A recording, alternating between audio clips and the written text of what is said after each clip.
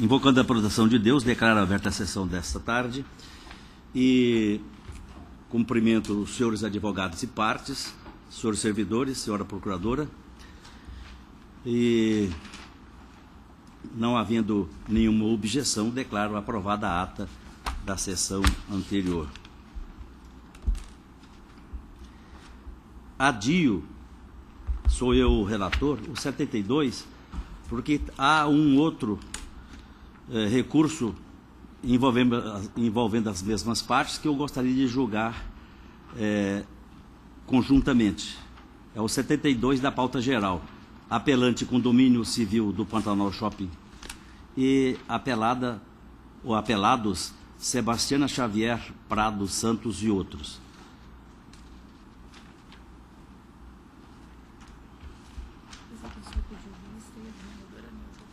Sim. Continuação de julgamento. 1 da pauta geral, apelante Alcir Meira e Companhia Limitada, Arquitetura e Urbanismo, e apelado Serviço de Apoio às Micros e Pequenas Empresas de Mato Grosso, SEBRAE. Relator de Sua Excelência, o desembargador João Ferreira Filho, que deu parcial provimento do recurso. Pedi vista e a vogal, sou o revisor, e a vogal, desembargadora Nilza, pediu vista compartilhada.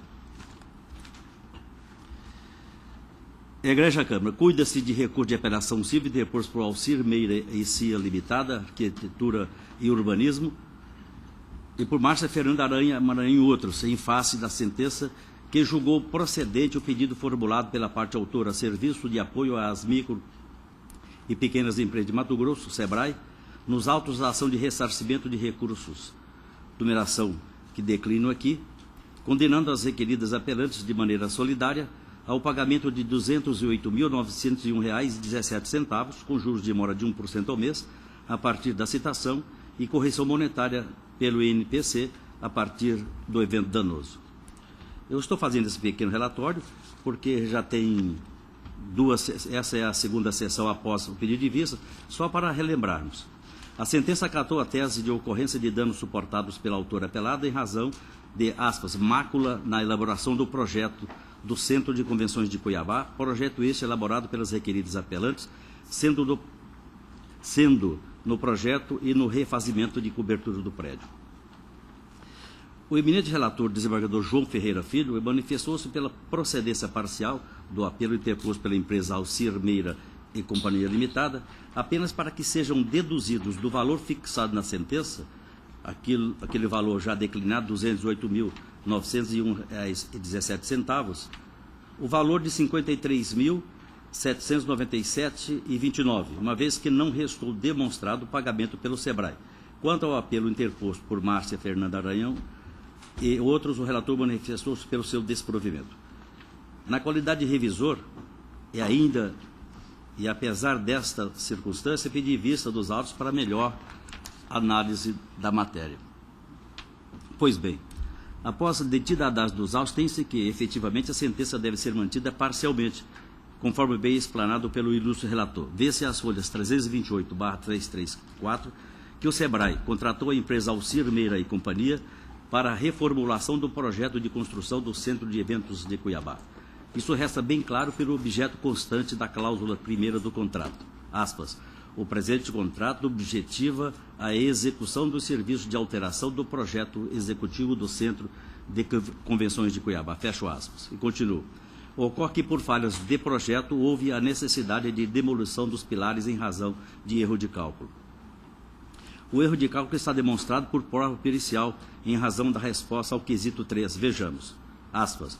Senhor perito, no dimensionamento e no projeto das fundações feitos pelo escritório dos réus, foram empregados valores corretos nas fundações? Resposta.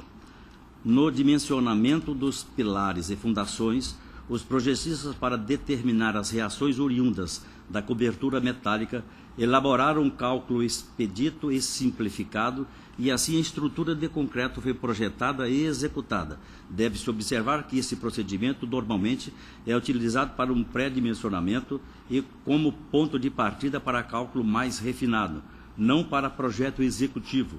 Portanto, os réus não utilizaram os valores que poderiam ser considerados como corretos nas ações de fundações. Fecho aspas, está negritado. Registre-se ainda que o mencionado laudo é determinante ao oferir o erro no projeto, descartando o erro de execução da obra, quando dispôs em resposta ao quesito 5. A pergunta: queira esclarecer-se o perito se a execução da laje de concreto na superfície do terreno, sugerida pelo autor do projeto estrutural, daria a devida segurança frente aos esforços oriundos do cálculo estrutural da estrutura metálica? Resposta: a execução da laje de concreto na superfície do terreno, sugerida pelo autor do projeto estrutural, provavelmente não daria a devida segurança frente aos esforços oriundos do cálculo estrutural da estrutura metálica. Fecho aspas. Continuo.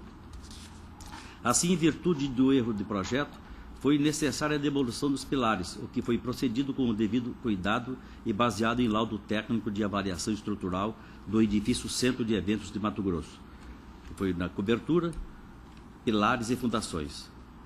Aí eu deixo de ler o texto do laudo, porque Sua Excelência, o relator, já a ele se referiu.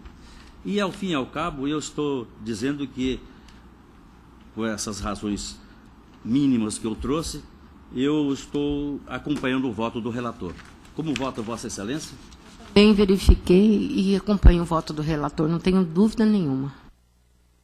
O resultado, a unanimidade, deram parcial provento ao recurso nos termos do voto do relator.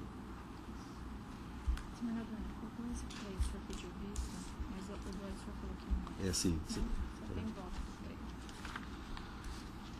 Continuação de julgamento ainda. Senhor relator, eu gostaria de suscitar uma questão de ordem. Eu fiz por escrito. Trata-se de recurso de apelação civil interposto por Maria Sueli Oliveira Heitor de Mendonça contra a respeitável sentença proferida pelo meritíssimo juiz de direito da 4ª Vara Civil da comarca de Rondonópolis.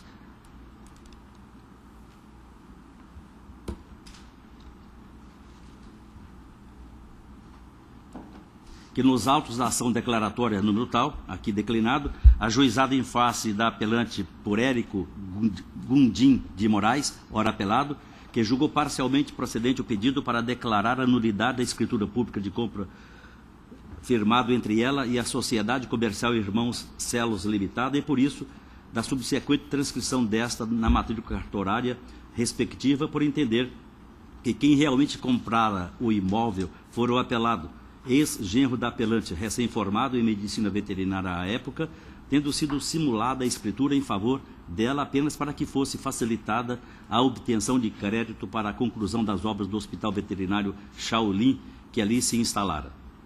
Na sessão de julgamento ocorrida dia 16/2/2016, pedi vista dos autos para melhor análise. Contudo, conclusão dos autos, observo que consta a petição protocolizada sob o número tal, na qual a apelante suscita matéria de ordem pública, quais sejam a necessidade de formação de litisconsórcio passivo necessário e a ilegitimidade passiva de causa.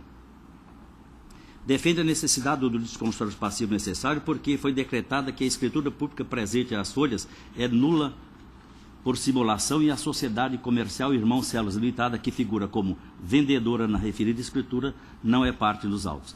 Assevera que existe ilegitimidade passiva de causa por conta da escritura pública que fundamenta o pedido do apelado foi realizada em nome da pessoa jurídica, a saber, Érico Gudim, firma individual. Aqui eu tenho dúvida se é passiva ou ativa, depois eu verifico aqui. Dessa forma, a fim de evitar eventual futura nulidade processual por negativa de prestação jurisdicional, bem como por ofensa aos princípios do contraditório e da ampla defesa, suscito questão de ordem e sugiro ao relator e à Câmara que desconsidere por hora o voto proferido e determine a intimação da parte apelada para que se manifeste acerca dos novos argumentos trazidos pela parte apelante. Essa é a questão de ordem que submeto à vossa apreciação. Presidente, Vossa Excelência está sugerindo que se desconsidere o voto e se intima a parte. Sim. Mas para a providência é o seguinte: intimar a outra parte, a parte adversa, para que ela se manifeste sobre. Essas duas questões propostas nessa questão de ordem. E aí, na sequência, o relator aprecia solitariamente ou traz à Câmara? Traz à Câmara. Eu acolho a proposta de Vossa Excelência. Acordo. De pauta, os dois, porque tem reflexo no outro. Então, quais os números? 2 ou 3 da pauta geral estão retirados de pauta em razão da questão de ordem suscitada.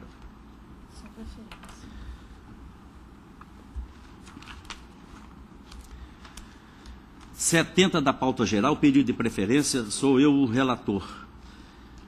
A questão que todos nós conhecemos aqui, senhor desembargador João e desembargador Nilza, Banco do Brasil, apelante e apelante também Antônio Carlos de Barcelos. E eu estou dando parcial provimento ao recurso de Barcelos e, aliás, a ambos os recursos.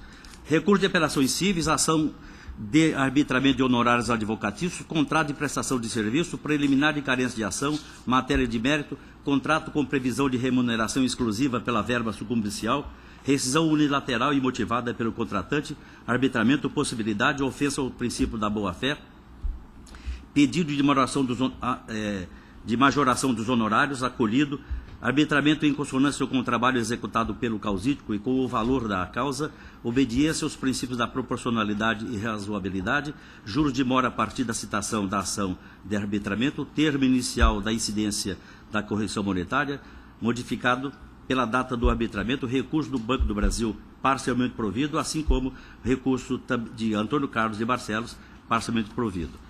Eu vou ao final do voto para explicitar em que se baseia esse parcial provimento. Do parcial provimento ao recurso do Banco do Brasil,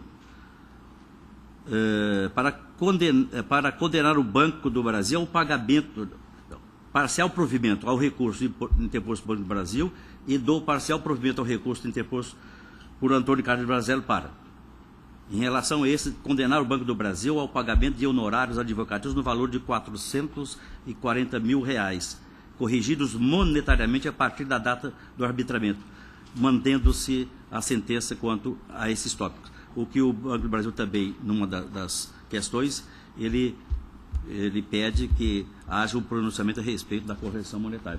Portanto, e por isso é que em ambos eu estou dando parcial provimento. Vossa Excelência, a unanimidade é parcial provimento aos recursos. Nós temos no voto do relator. Isso aqui? Também das mesmas partes, o de 71 da pauta geral.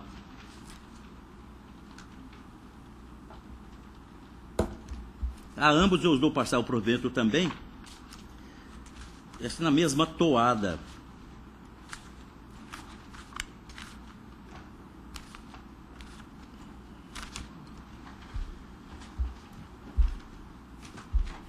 Eu arbitro os honorários de R$ 82.754,61 centavos e manifesto-me também a pedido do banco sobre a correção monetária, que é a partir do arbitramento. A unanimidade é parcial provimento aos recursos, nós temos no voto do relator. Pedido de preferência o 77 da pauta geral. Aqui são apelantes Firmino Gomes Barcelos e apelante do Banco do Brasil. Da mesma forma, eu estou dando parcial provimento a ambos os recursos. Vossa Excelência acompanha? A unanimidade parcial provimento aos recursos, nós temos no voto do relator. Só vou dizer o quanto de honorários que o advogado vai perguntar. Já se manifestou. 192 mil. Esse aqui também?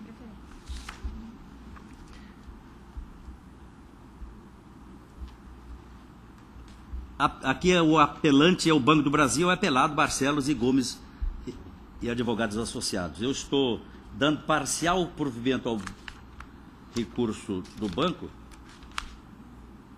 para determinar que a correção monetária ocorra a partir da data do arbitramento, mantendo-se a sentença. Como vota Vossa Excelência, desembargador? A unanimidade parcial provimento ao recurso, nos termos do voto do relator.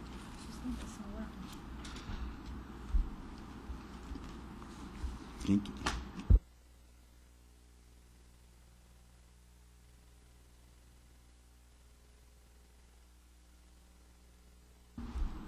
Set 51 da pauta geral, sou o relator, há um pedido de preferência com sustentação oral.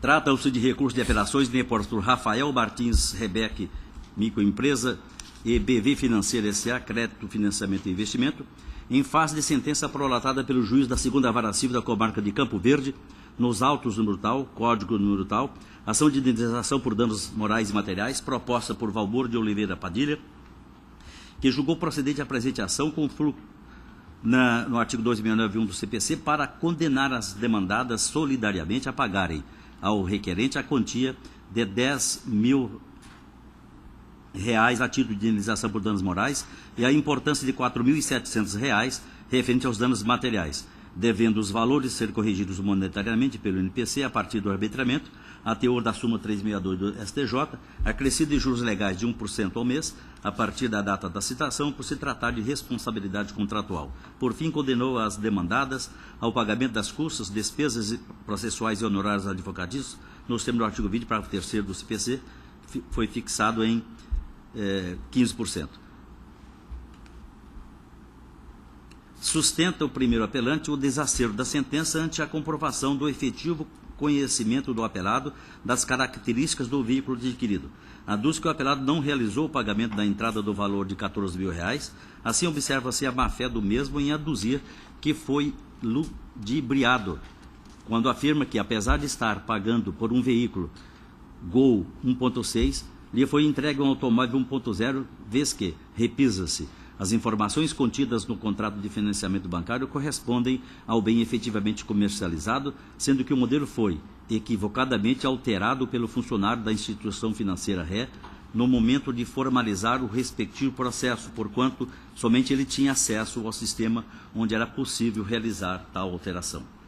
Assevera que caberia ao apelado comprovar os fatos constitutivos do seu direito, mas embora tenha relatado em sua inicial que este apelante aprovou um financiamento em seu nome, sem sua autorização e que, apesar de estar pagando por um veículo 1.6, recebeu um automóvel 1.0, não juntou aos autos qualquer elemento probatório que pudesse comprovar tais fatos, pois colacionou a exordial apenas o contrato de financiamento e alguns documentos do veículo, os quais, ao contrário do sustentado, comprovam que houve apenas um equívoco na indicação do modelo do automóvel, vez que o chassi e a placa correspondem ao veículo realmente comercializado. Por fim, afirma que não existe dano material, pois as telas juntadas à inicial não demonstram efetivamente a quantia pela qual eles estão sendo realmente comercializados, por constituir apenas em uma simulação contida no site da montadora.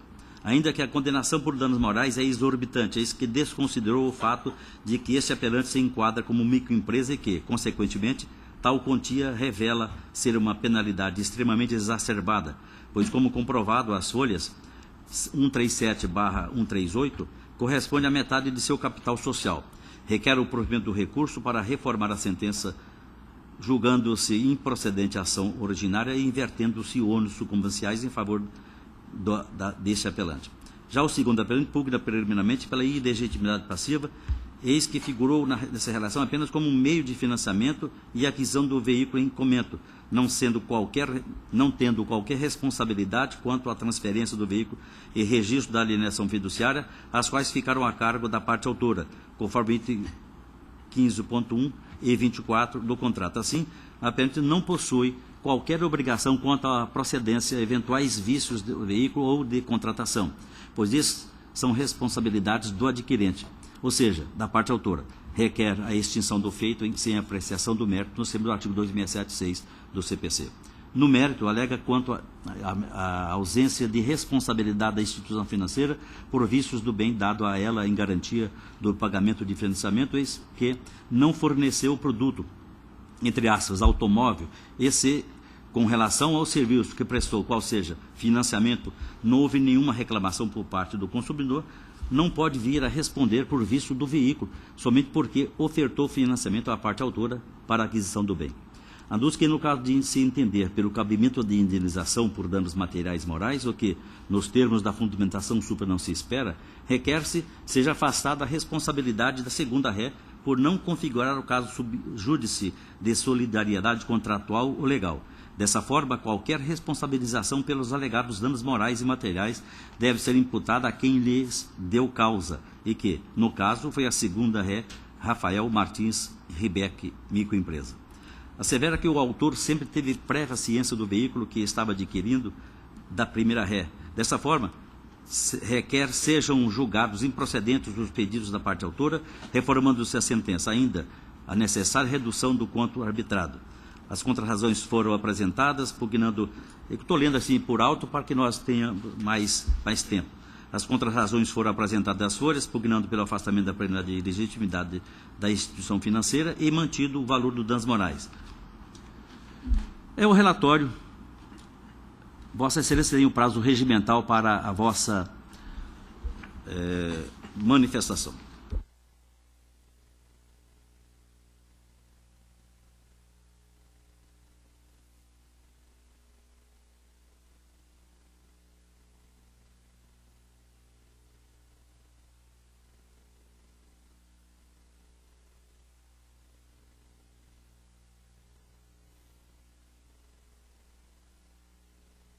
Atenção, senhoras e senhores, ou só senhores,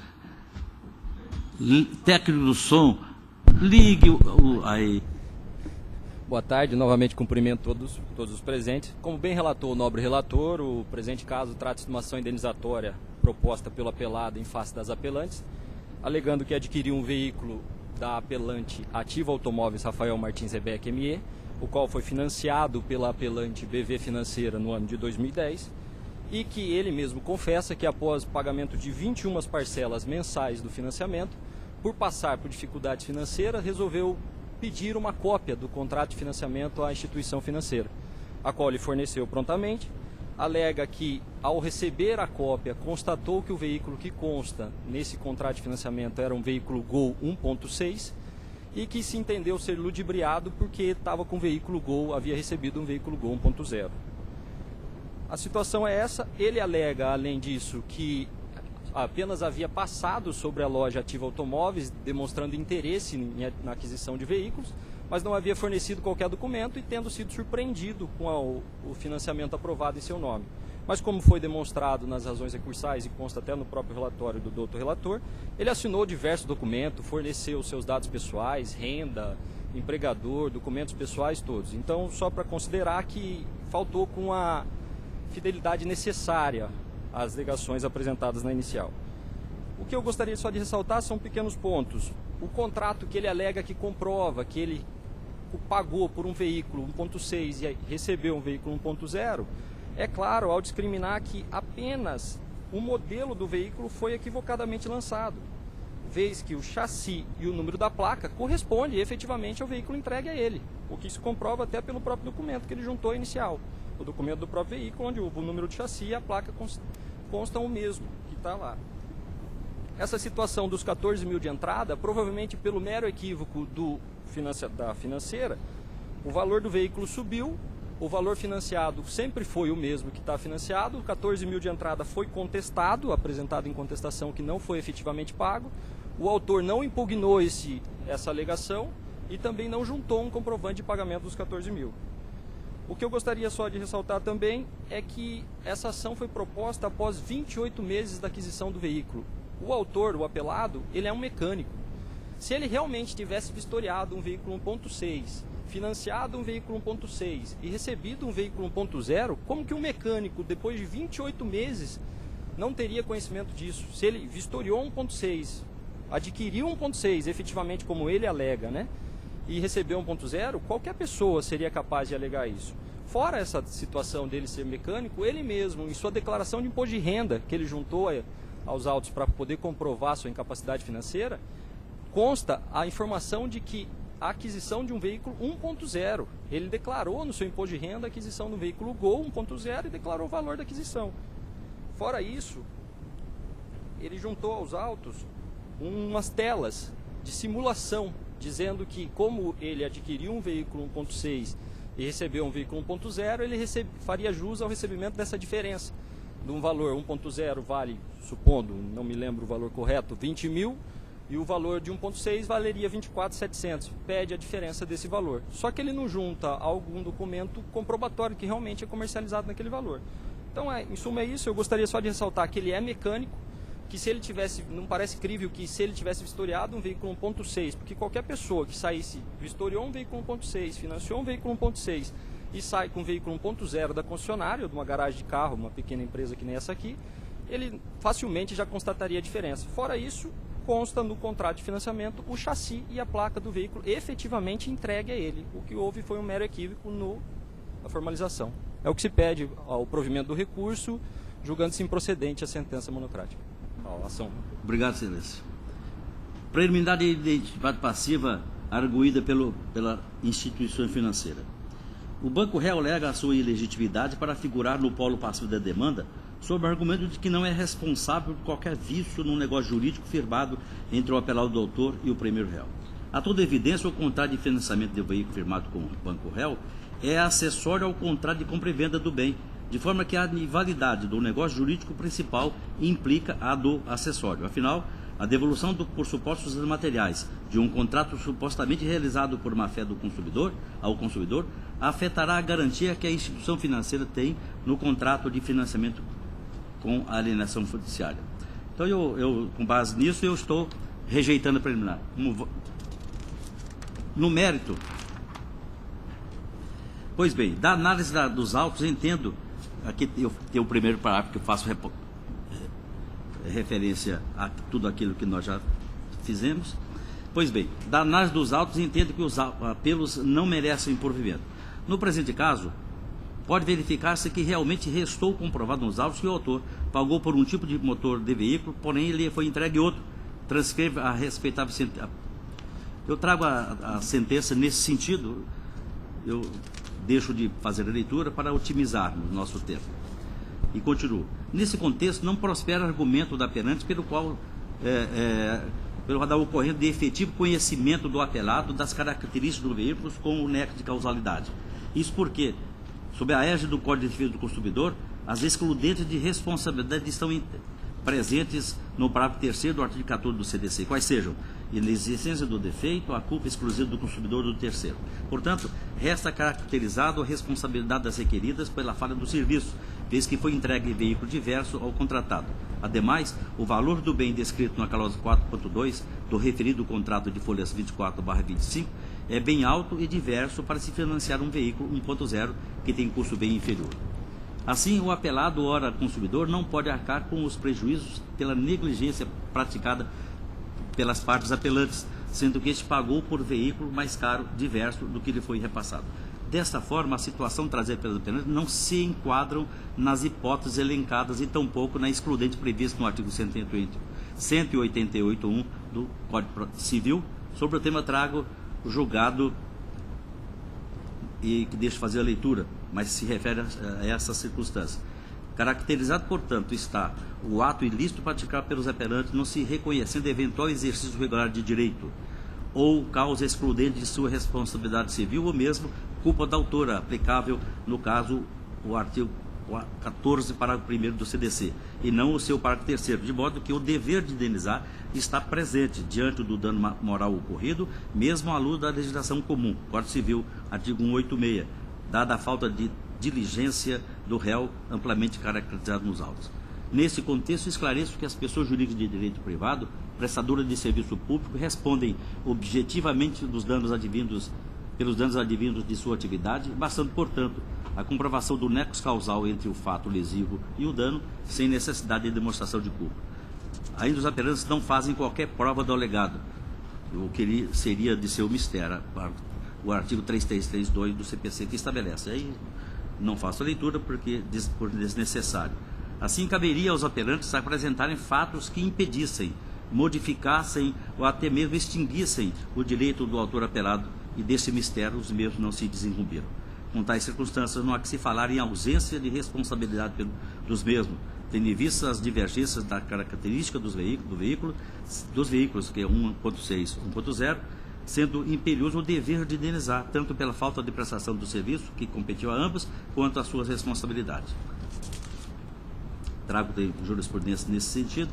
Quanto ao dano moral, entendo que o juiz de piso agiu com acerto, o quanto foi estabelecido dentro dos princípios da razoabilidade.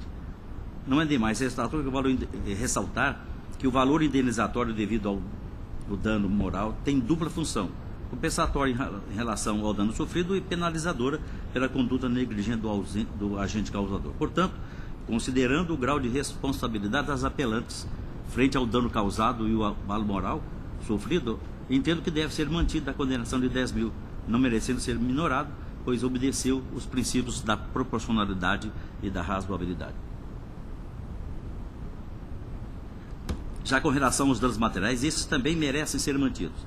Eis que restou comprovado que o autor suportou e pagou o valor o autor suportou o pagamento da diferença de R$ 4.700. Diferença essa do veículo financiado e efetivamente entregue. Por todos os motivos expostos, tenho que a decisão não merece reforma, devendo ser mantido pelos seus próprios fundamentos. Nego o provimento aos recursos. É como voto. Como voto, Vossa Excelência. Quem que vota primeiro? Esmagador Nilza. O fator decisivo aí, a meu ver, é a diferença de preço entre o valor do veículo 1.0 efetivamente entregue e o valor do veículo 1.6, que foi o negociado. Vossa Excelência indicou no voto muito claramente que há essa diferença. A sentença também ressalta isso.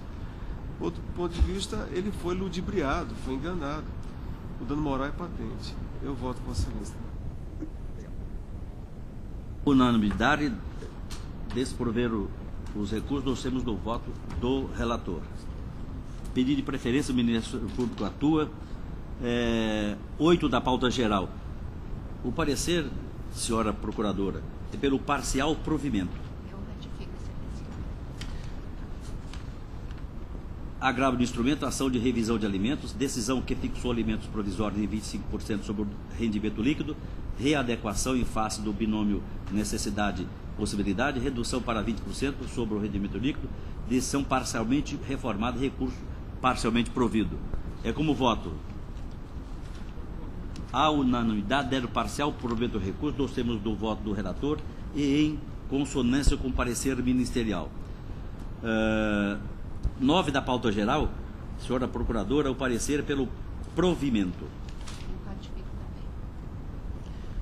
Recurso de agravo de instrumento, medida cautelar de sequestro, arrematação discutida na Justiça do Trabalho, liminar deferida, impossibilidade, decisão revogada, recurso provido. Eu estou...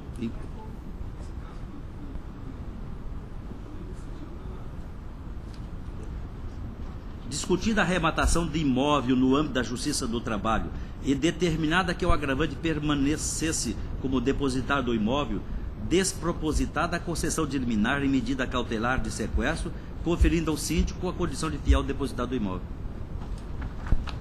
A unanimidade deram o provimento do recurso, nós temos do voto do relator e em consonância com o parecer ministerial. Desembargador Nilza, 44 da pauta geral.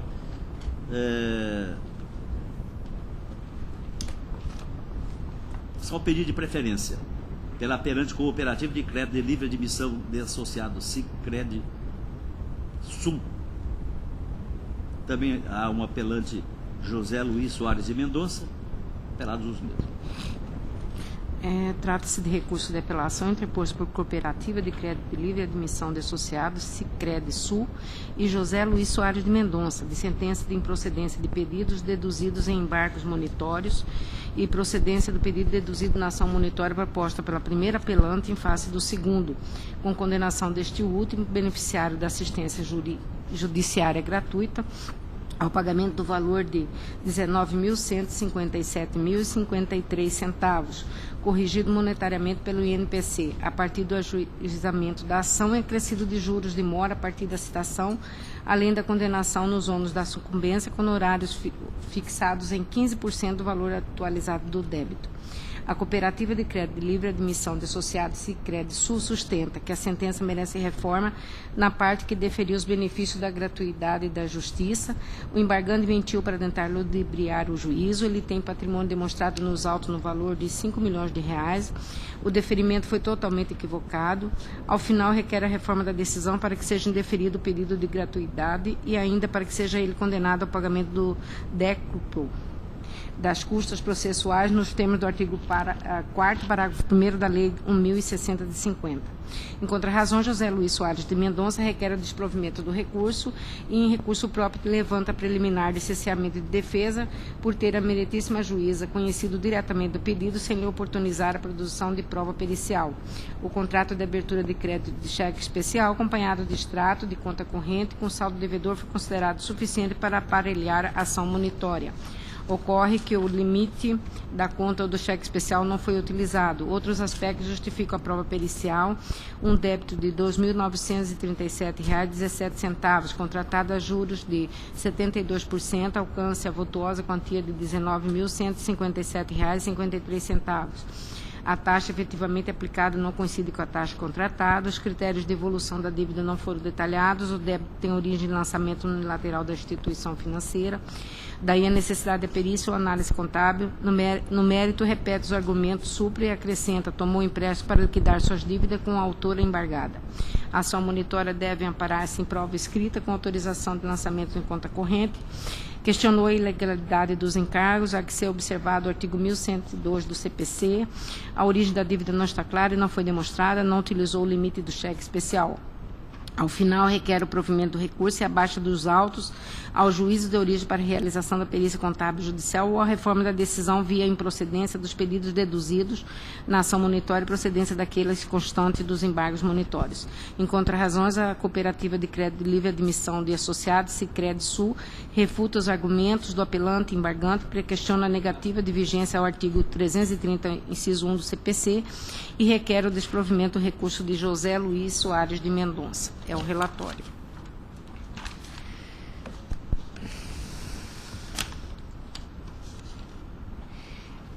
A cooperativa, ela requer a reforma da decisão apenas no ponto da sentença que a juíza deferiu o benefício de assistência judiciária gratuita. E o seu argumento é de que o embargante mentiu para tentar ludibriar o juízo, possui patrimônio demonstrado nos autos, um valor de R$ 5 milhões e o deferimento foi totalmente equivocado. Essa decisão não merece reparo, porque não há dúvida de que o magistrado não está obrigado a dar valor absoluto à afirmação da parte, de que não tem condições de arcar com as custas e despesa do processo em prejuízo do sustento próprio da família. No caso dos autos, o embargante apelante sustentou e demonstrou que passa por dificuldades financeiras e a prova disso são os extratos que revelam inúmeras ações de execuções ajuizadas contra ele, algumas nas quais obteve também o benefício ora questionado. Não bastasse isso, a empresa embargada não rebateu ou impugnou a pretensão deduzida pelo embargante na petição inicial, na oportunidade em que apresentou contestação e impugnação aos embargos monitórios. A meritíssima juíza fundamentou sua decisão ao conceder o benefício e facultou ao credor a possibilidade de comprovar a modificação do estado econômico-financeiro do embargante. Abre aspas, considerando que o requerido requer a concessão dos benefícios da assistência judiciária gratuita e comprova sua condição de hipossuficiente, defiro o benefício pleiteado, razão pela sucumbência somente será exigida se o credor comprovar a modificação do estado econômico-financeiro dele, réu. fecha aspas. Por último, o embargante instrui as contrarrazões com cópia de decisão deferindo o mesmo benefício em outra ação. O caso é de desprovimento do recurso da cooperativa Sicredi Sul. No tocante ao recurso de José Luiz Soares de Mendonça, também não merece provimento, pois o apelante deduz razões genéricas e não traz qualquer argumento concreto convincente que autorize a reforma da bem lançada sentença.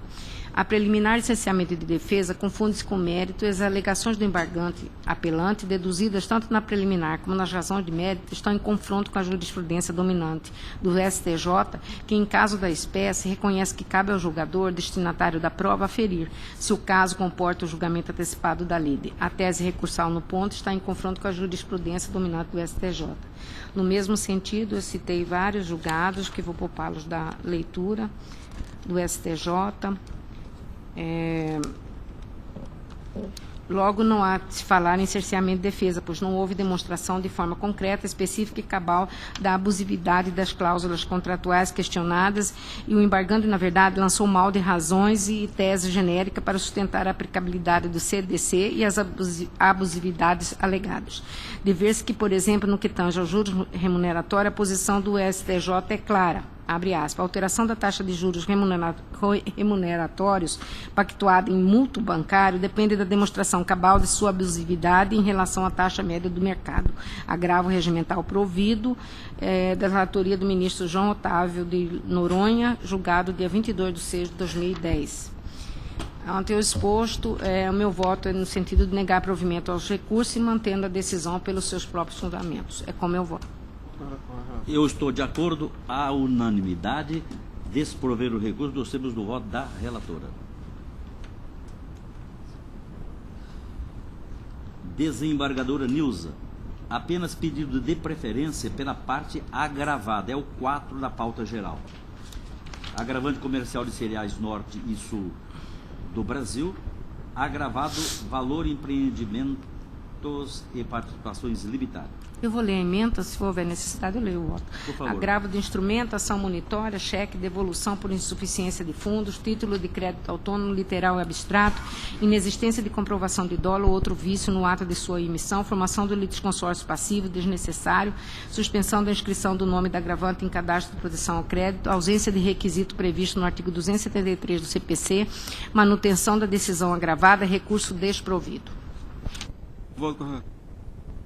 Também estou de acordo, à unanimidade, desprover o recurso dos termos do voto da relatora. 6 da pauta geral, o parecer, senhora, que tem participação de Vossa Excelência, é pelo desprovimento. Eu estou desprovendo o recurso. De acordo. À unanimidade, desprover o recurso dos termos do voto do relator e em consonância com o parecer ministerial. Desembargadora Nilza, 31 da pauta geral. No caso aqui, senhora procuradora, o parecer pelo provimento parcial. Está ratificado, Excelência. 31. Às vezes eu penso em voltar a falar, mas aqui fica bem melhor, fica bem tudo mastigado.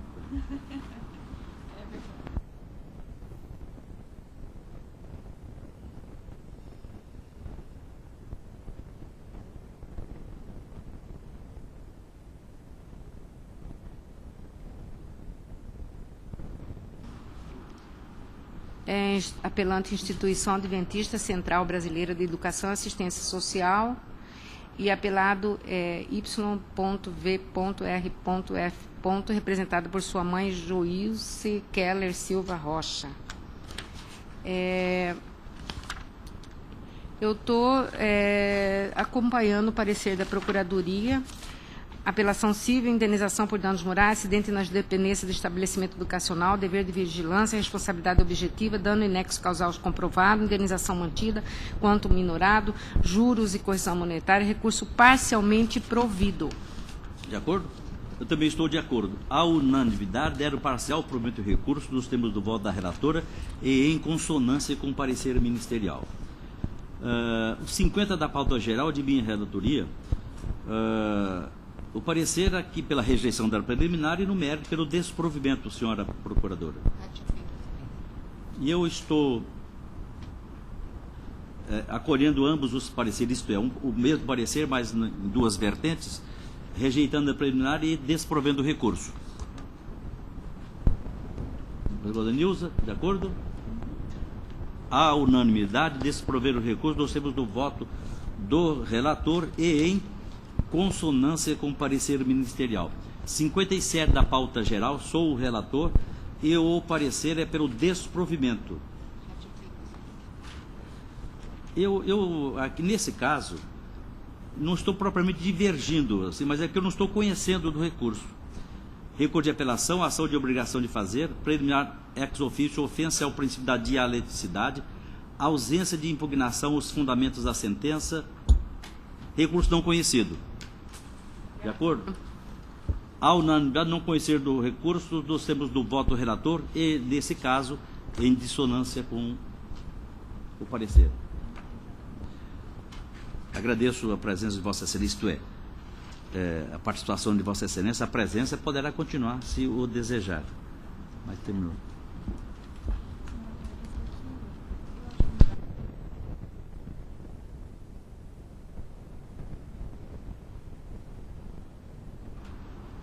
(14) da pauta geral, eu sou o relator, é um agravo de instrumento. Agravo de instrumento, embargos à execução suspensa, parágrafo 1º, artigo 739 do CPC, decisão carente de fundamentação, violação ao artigo 93.9 da Constituição Federal, nulidade declarada de ofício, decisão cassada. A unanimidade, cassada a decisão, nós temos do voto do relator em razão de suscitação de ofício da nulidade. Também, né? Sou o relator do 63 da pauta geral. Eu estou também não conhecendo o recurso. Recurso de apelação, ação ordinária de revisão de contrato, acumulado com repetição de débito, improcedência da revisional, preliminar ex officio, ofensa ao princípio da dialeticidade, igual àquela. A unanimidade não conhecendo o recurso, nós temos do voto do relator. De minha relatoria, o 89 da pauta geral,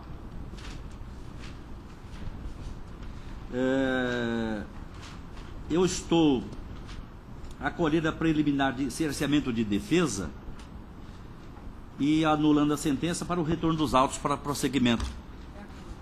A unanimidade.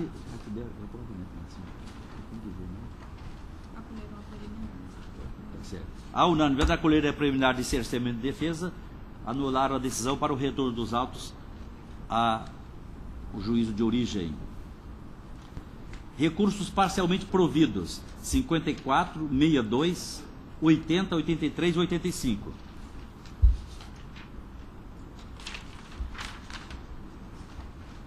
Casos em que há 2 ou 3 recursos. 27 da pauta geral. Recurso de Alceu Andrade parcialmente provido. Recurso da construtora Forte Limitada desprovido, assim como desprovido o recurso de Sul América Seguros. 46. Recursos desprovidos, são 2 os apelantes. Você já foi, né? O 56, 2 apelantes, recursos desprovidos. 60, também 2 apelantes desprovidos. 87. Recurso de Márcio Leandro não conhecido e recurso do HSBC prejudicado. Recursos providos, 7, 11, 12, 15, 49, 58, 66, 67, 73, 79, 82. Desprovidos, 5, 10, 13, 16, 47, 52, 53, 55, 59, 61, 64, 65, 68, 69, 74, 75, 76, 84, 86, 88, 90.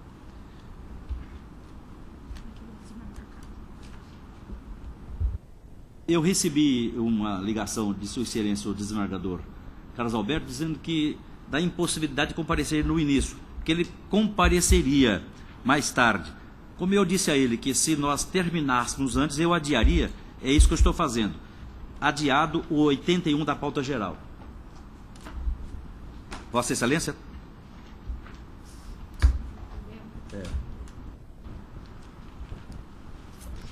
Recursos desprovidos.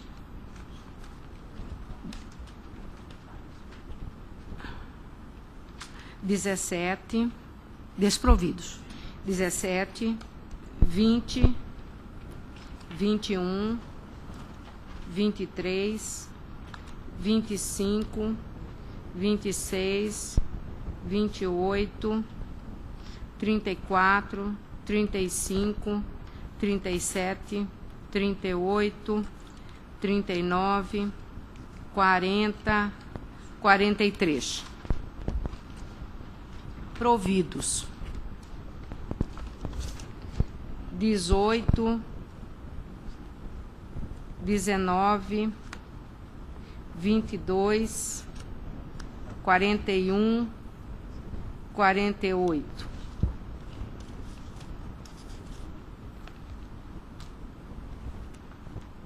Recursos parcialmente providos.